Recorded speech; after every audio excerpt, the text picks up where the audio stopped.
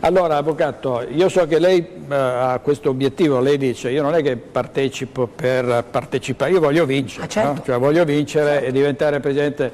Quando lei sarà, devo dire dovesse essere, per rispetto degli altri candidati, Presidente del Veneto, come ho detto anche agli altri, no?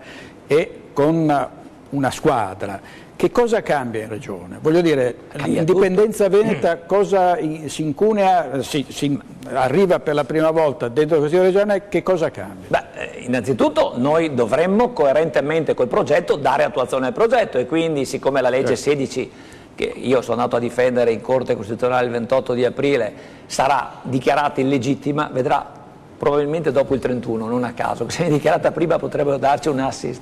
Bisogna riscrivere quella legge in modo serio, vuol dire senza quel capitolo vergognoso di spesa che prevede 14 milioni a carico dei privati, ma 3 milioni e 9 come era per l'altra legge a carico dell'erario, che poi siamo sempre noi, qui lo Stato non deve pagare nulla, siamo sempre noi. Riscrivere quella legge e portare al voto entro 6 mesi il Veneto.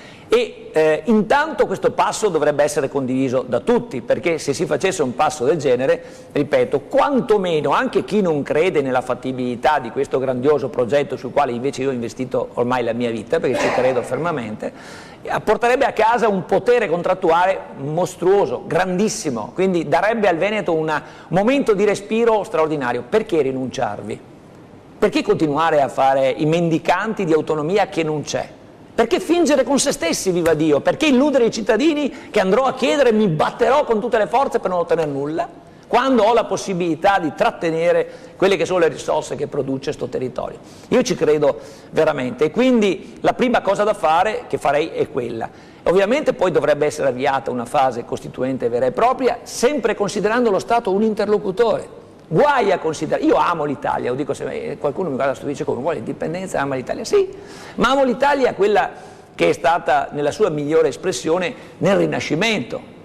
L'Italia del Rinascimento ha dato bellezza, arte, ricchezza, ha dato di tutto. Quella del Risorgimento è stata devastante, 2 guerre, emigrazione di massa, povertà oggi, disperazione, aziende che chiudono. Bisogna fare un nuovo rinascimento e quindi bisogna avviare questa fase con positività, dicendo all'Italia ti piace o non ti piace, noi vogliamo provare, noi vogliamo con il consenso della gente cambiare, non c'è solo il diritto costituzionale interno, che noi peraltro rispettiamo più di voi, ma anche il diritto internazionale, come noi ce ne sono altri in Europa e nel mondo che esercitano questo diritto, e quindi ragionare, contrapporsi, non difendere il passato perché ho paura del futuro. Io non ho paura del futuro, se sono onesto, se sono orientato, ispirato da buoni principi e da grandi obiettivi, perché devo aver paura del futuro? Perché devo tenere in gabbia i giovani, devo far soffrire gli anziani, perché devo ritardare un cambiamento che abbiamo gli strumenti per farlo?